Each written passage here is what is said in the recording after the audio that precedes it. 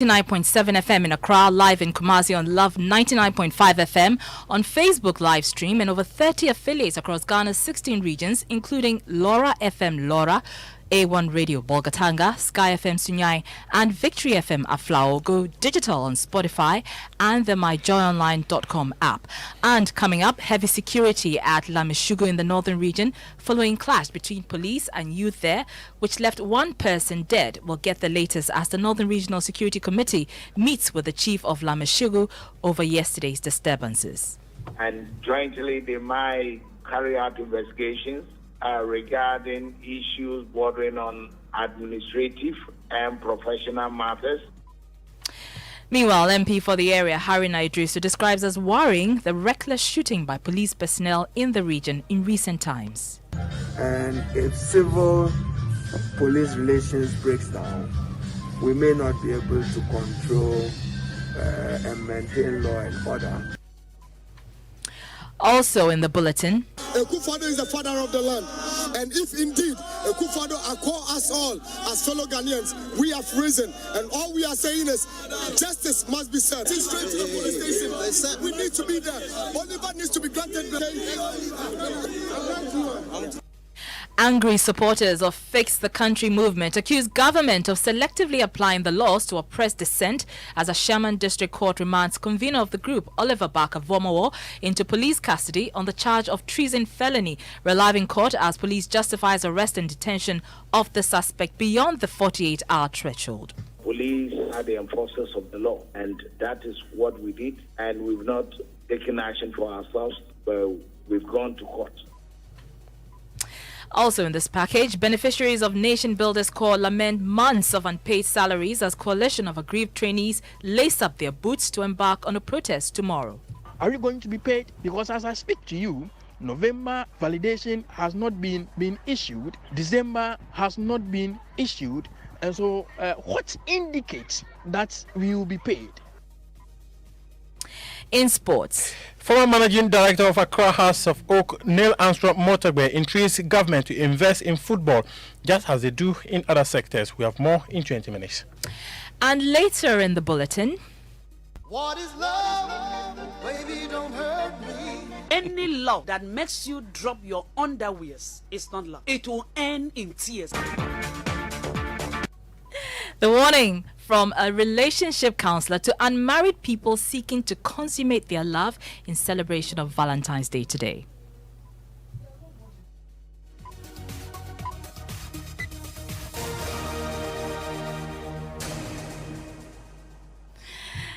Thank you, as always, for choosing us. We are your home of independent, fearless, and credible journalism.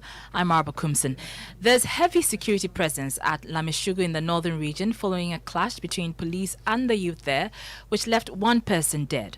The second victim, a 24-year-old man, is battling for his life at the Tamale Teaching Hospital after he was hit in the hip by a bullet.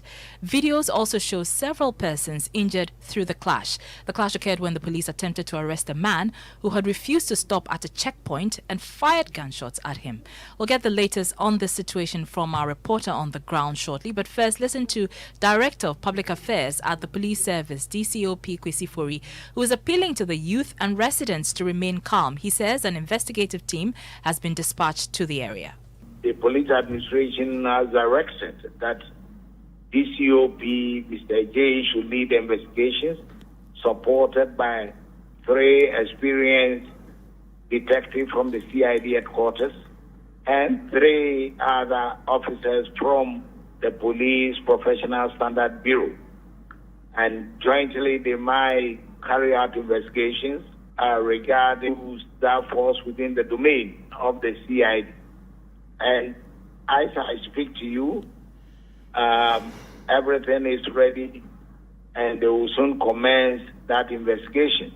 Meanwhile, the regional commander in charge of the northern region, Commissioner of Young Leaders in Lamishugu, to enable us have a peaceful atmosphere to conduct our investigation.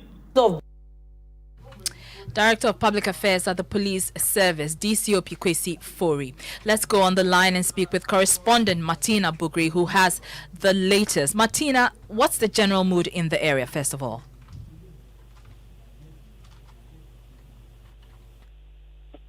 Martina, if you can hear me, describe to us the general mood in the area now. We don't appear to have Martina on the line. We'll try and reconnect to her. But meanwhile, Minority Leader and ML in the region in recent times. But this is a matter that Inspector General of Police Dan Parim has taken interest in. This is the third time of electricity, and if civil police relations breaks down, we may not be able to appeal to Lamashena, the assemblymen, and time that this is happening in Tamale. We saw it happen in Chamni. We saw it happen over confusion over electricity and maintain law and order. My first inclination would be to appeal to Lamashena, the assemblymen, and youth chief Zachi and Co, to calm down next.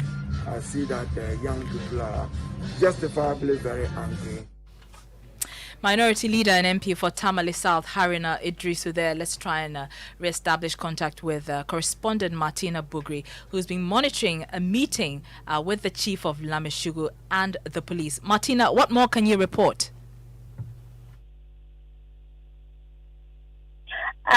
The meeting between the Regional Security Committee and the chief ended like 30 minutes ago. The chief made some demands. He wants that the 6 people who were arrested yesterday be released, and he says that he wants it done immediately. In some passionate appeal, he says that this has gone on for too long, and there is the need to bring it to an end. He thinks that this is the last time such good things should happen to the people of the region. And he says that they are not happy about the death of the 18-year-old boy. Neither are they happy about all those who are injured. He's also making a passionate appeal. He's calling for a national dialogue on how people are recruited into the country's service. He wants them to take off total when it comes to recruitment into the service. He believes that these are some of the things that are destroying the profession. There's so much unprofessionalism, as he puts it. And that's correspondent, Northern Regional correspondent Martina Bugri there with details of a meeting held just a few minutes ago between the Northern Regional Security Council and the chief of Lameshugu. Stay with Joy News. We'll bring you more on this in our subsequent bulletins. Akufo-Addo is the father of the land. And if indeed Akufo-Addo call us all as fellow Ghanaians, we have risen. And all we are saying is justice must be served. Straight to the police station. We need to be there. Oliver needs to be granted. And those are angry supporters of the Fix the Country movement who today massed up at the Ashaman District Court in solidarity with the detained convener of the group, Oliver Baka-Vomawo, who's been charged with treason felony. He was arrested Friday night for allegedly making comments that could potentially affect national security. A request by lawyers for Mr. Baka-Vomawo, led by Akoto Ampao, for the court to grant him bail was denied as he was remanded into police custody till February 28. We'll take you to the court shortly, but first, here's a news desk report. We are led by a political class that act like priests who have lost their faith. Mr. Baka-Vomawo and his colleague activists have been demanding a new constitution. It started as a social media push but soon became a full-blown street protest taking place in different cities. The police say he has made a Facebook post that potentially threatens the peace of the nation. DCOP Kwesi Ofori speaks for the police. The police will continue to investigate things that threaten our democracy, our security, as individuals and in a collective manner. And that is what we are doing. The court is a fair ground for all parties, and I believe that is the way to go. The Fix the Country campaigners want Mr. Vomawo released. The injustice, the pettiness of the situation. If you look at the fact that when he went into police custody, it took over 24 hours before he was allowed to seek legal counsel. That was a news desk report. Let's take you live to the Ashaman District Court and speak to my colleague Joseph Akable, who was in court for us. So, Joseph, what exactly happened? Tell us. Sylvester Asari, who leads the state prosecution team for this particular matter, informed the court of the charge against Mr. Baka-Vomawo, specifically the charge of treason felony. He explains that at some time ago, the police received a complaint, specifically at the Ashaman District an individual was inciting some others to engage in maneuver of government. And so they commenced the investigation, and they said the investigation subsequently revealed that the alleged incitement did take place on social media. And so on Friday, when Mr. Bakapamo arrived in the country, they effected his arrest. And so that is how come they brought him to court. It was at that point in time that Abusampa made a request for bail. But the state did oppose, and the court also did indicate that it was a matter that the court and the district court cannot grant him bail for. And so if they want to make such an application, they should go over to the High Court. The police also took the opportunity to respond to why they are bringing him to court today. They say that they had made an attempt to take him over to the court, but no court was sitting over the weekend, and the request was made to the Chief Justice, but that could not ensure that the court was provided for them to go over to the court. Joseph, we know several supporters of the Fix the Country group masked up outside. What have they been saying? I mean, they simply believe that their leader is not being treated fairly, and they make reference to other statements that individuals have made, which they consider to be more treasonable comments, yet no action has been taken by the security agencies. Straight to the police station. We need to be there. Oliver needs to be granted the It's so frustrating. It is very devastating what is happening in the country now. Ghana is a democratic country. We all admit to that fact. But what is happening now, Ghana is turning to be a banana republic. What is happening now is too much. Nobody is saying Oliver is above the law. That is not what we are saying. What we are saying is the law needs to be applied according to everybody. What is it that he said that is so tantamount that he is even denied, to speak to the media? Akufo-Addo is the father of the land. And if indeed Akufo-Addo call us all as fellow Ghanaians, we have risen. And all we are saying is justice must be served.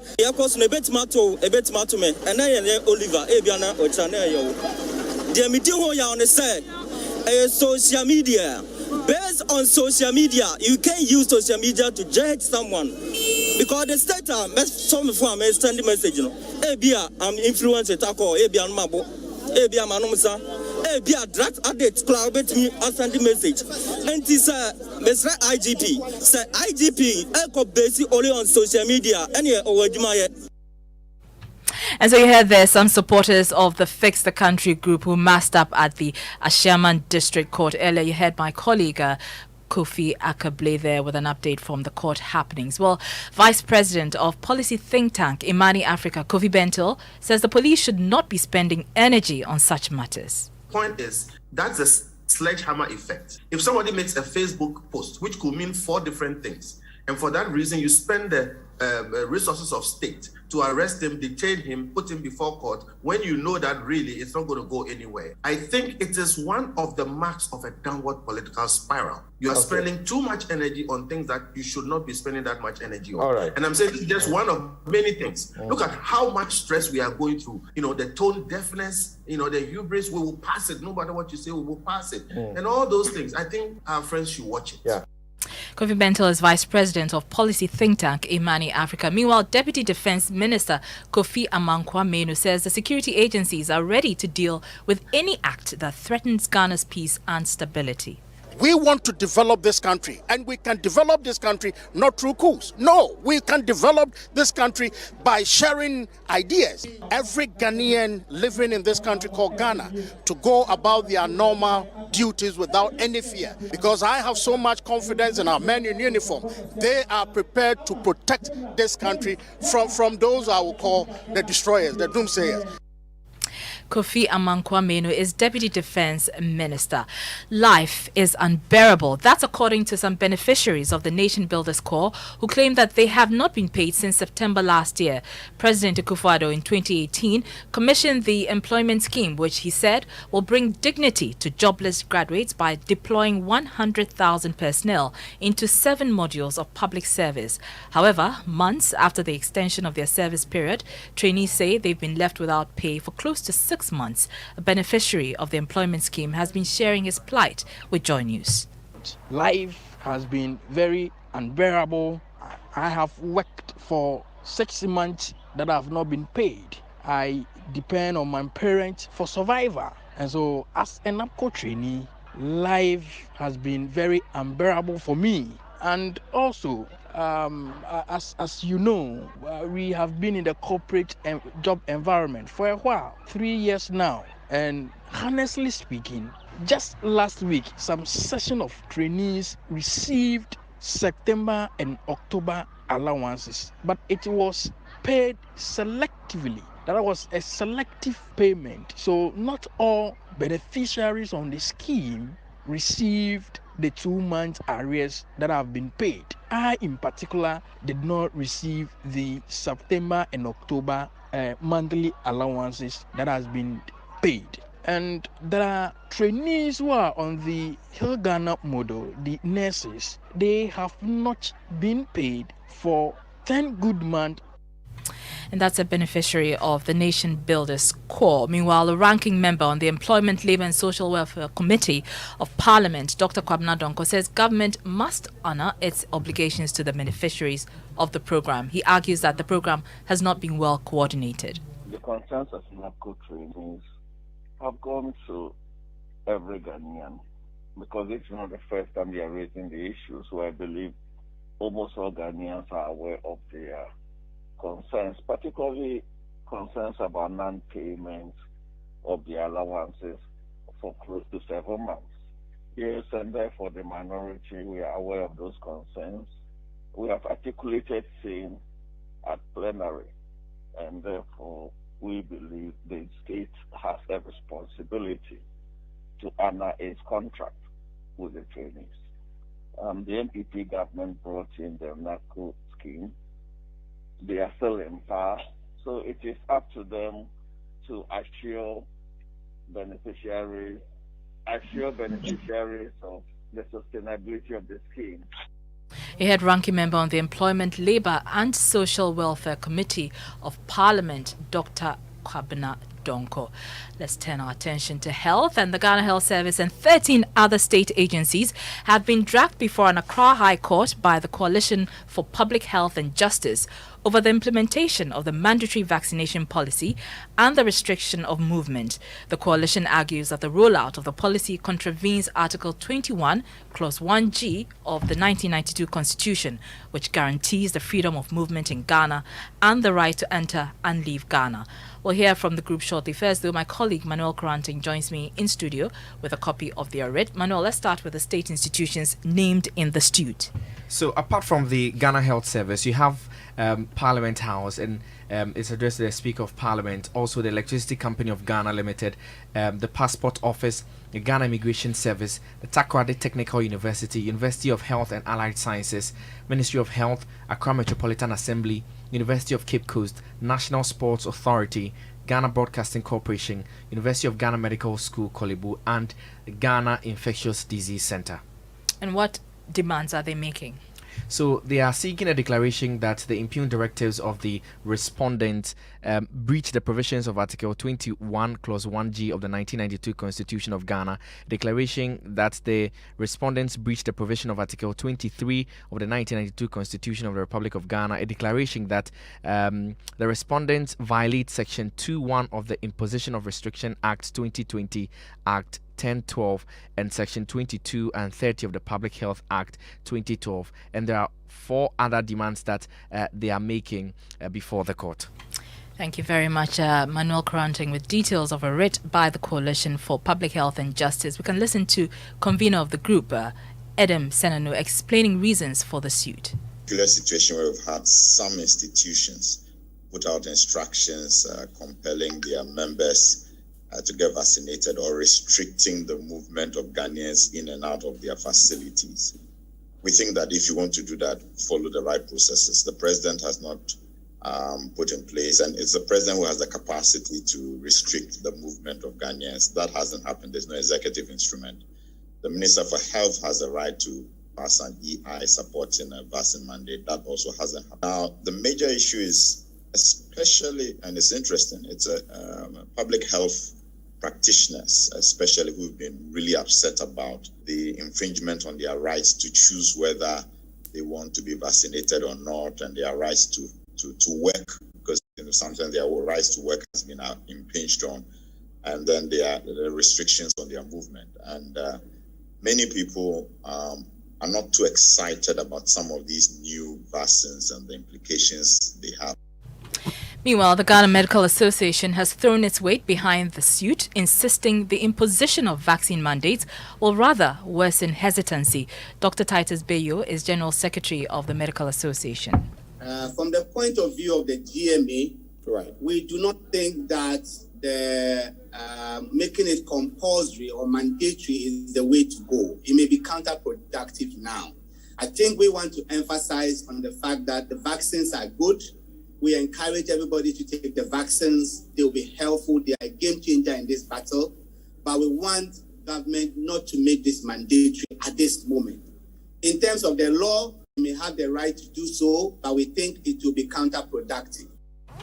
Dr. Titus Bayo is General Secretary of the Ghana Medical Association. You're listening to the Midday News here on Joy997 FM. Stories brought to you. Heavy security at Lameshugu in the northern region following clash between police and youth there, which left one person dead. We brought you updates on a meeting between the Northern Regional Security Council and the Chief of Lameshugu. After the break, we begin our Living Standards series this week, and Bakbakba movement is the only way of survival for many ordinary Ghanaians steering their way in an economy hard hit by the COVID pandemic. In a day, like you can spend like 50 cedi on food. It's not easy just to get the money like that.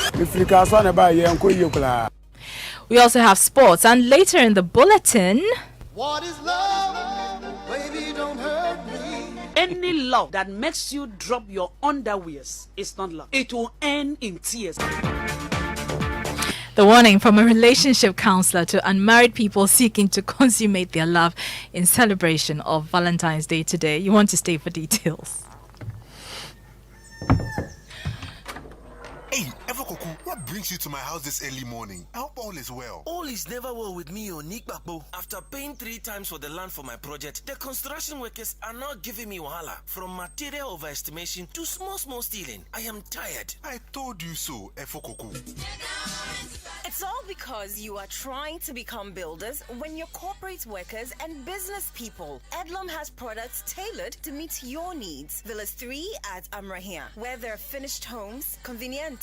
Also at Amrahia, where it's contemporary but super affordable apartments. Prices start from $35,000. And the Avant-Garde, located in Adjurigano, which has sleek luxury apartments. For more information, please visit edlumhousing.com or simply call 0270-166-166. Edlum Housing, where spacious homes cost less.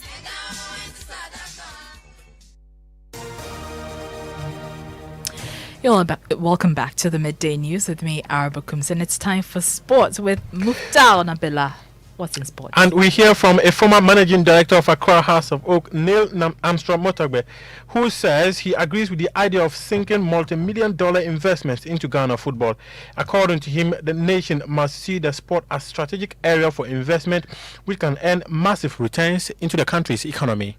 That when the name of Ghana is mentioned, one of the things that come to our mind was not only cocoa, but it's what Ghana football. Before And that likes of Egypt yeah. and Egypt and Co won their 5th and 6th and 7th. We were holding the record for winning 4 Cup of Nations. We're falling down in the pecking order. And so I think that a strategic decision needs to be taken, not on like a knee-jerk reaction because of what happened in Cameroon, but strategically. Where does Ghana football fit in the national psyche? Where does it fit? So if we took Ghana as a company, let's say company, corporate Ghana Limited, where does football sit? In every company, you need to look at your products, you need to look at your brands. Which brands could potentially raise a kind of resource that we need, would bring value to the company? I believe that our football is one of those sources. We need to take a very serious look at it, put it in our strategy for building the state, just like how we look at health, education, all the other things, mining. That is Neil Armstrong Motagbe demanding that or requesting that we invest in football just like we do in other areas in the country. It's a good call. Now, Executive Secretary to the Vice President, Augustine Yao-Blay, insists the National Identification Card, or the Ghana card, has met all the requirements for an electronic passport. Government had earlier announced that it had been officially presented with a certificate to make the Ghana card an e-passport to be accepted at 44,000 airports across the globe. However, the International Civil Aviation Organization, ICAO, clarified that it's not its responsibility to, quote, certify the use of a state's identity card for international travel in place of a passport, end quote. But speaking on The Probe with Emefa Apao on the Joy News channel last night, Mr. Blay explained that the February 9 launch was not to digitalize visas, but to rather trigger the needed infrastructure to easily transition into the e-visa plans once it's launched by ICAO in the near future. Ghana card as we have it. Now, the Ghana card now has that chip. Remember, that's the e-passport. It's a chip. So if you have our passport today, does not have the chip. So it doesn't qualify as an e-passport. As in the book In the itself. book does not have a chip. Okay. So once you begin to put that chip in our passport, you now have an e-passport because the chip is the e-passport. Okay. So Ghana, as we stand today, the chip that qualifies as e-passport is in the Ghana card. And not the passport. Yeah, because the passport has not reached that level. Okay. So ICAO says, get the chip. ICAO says, get the chip. Okay, as you can see here. So this is the chip right here. Okay. So this chip is what is called an e-passport. It's not the document. It's not the passport, the book. It's the chip. It's just like a SIM card. That chip. Yes. Okay. And that chip has to be built by specification. Maybe we'll face the camera again. So, okay. Yeah. It has to be built. Executive Secretary to the Vice President, Augustine Yao-Blay, throwing some light on the controversy over the e-card and e-passport. Now, beginning this week, Joy News will be bringing you what we call the Living Standard series. It's the bread and butter issues that affect ordinary Ghanaians. You'll be hearing from some Ghanaians across the country who continue to be negatively affected by the harsh economic climate and skyrocketing inflation on food and goods. They've been telling us their survival stories. Take a listen. In a day, like you can spend like 50 cedi on food. It's not easy just to get the money like that. With the economy on the transport, I can say it has increased a lot. It's not easy here. You can't take care of your family. And the Living Standard series is coming soon. It's live on Joy FM and the Joy News channel, as well as our social media platforms. It's Valentine's Day today. What is love? Baby, don't hurt me. Don't hurt me no more.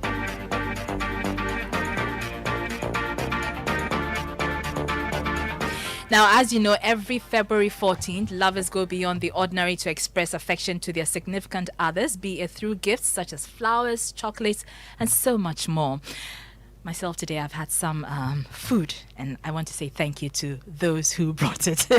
Happy Valentine's Day to all of you. While others also choose to consummate their love, but family life consultant Reverend Mrs. Catherine Omyu-Diokit has some advice for such people, married, unmarried, that is. She spoke on Joy Time in his presence. Any love that makes you drop your underwears is not love. It will end in tears and pain. I want to speak to the unmarried generation. I don't think any unmarried person or even married who wants to carry out excesses in the wrong places. I don't think you want to get to 50, 60, 70, 80 looking back with regret at certain choices you made just in the name of love. What is love? It will end in tears and pain. The advice by family life consultant Reverend Mrs. Catherine Omyu-Diokit for unmarried couples seeking to consummate their love today. Let's check what's trending on social media. Manuel Karanting, is Valentine's Day trending? Yes, it is. Hashtag Valentine's Day 2022 is trending. Also trending is hashtag Single People Association, and that is also trending. And this one is from at Kali J and says, I have started the movement. Join now. Hashtag Single People Association. And there's virtual passport picture, if you like, an ID card that is going around, people sharing with their faces on it and saying they're members of the Single People Association. So it's a real craze on social media. Ow. My sympathies to all the single people. But that's how we end the news here on Joy997 FM. Our top story: heavy security at Lameshugu in the northern region following a clash between police and youth there, which left one person dead. Report you updates of a meeting between the Northern Regional Security Council and the chief of Lameshugu. There's more news on myjoyonline.com. Coming up next is Living Word with Pastor Mensa Otabil. I'm Arba Kumsin. Happy Valentine's Day. Business a bit news to say. So the projections from the first quarter show a higher total gross profit for the fiscal year. A bit me kasa saying Nana, who's not land you? He did the port right. A bit me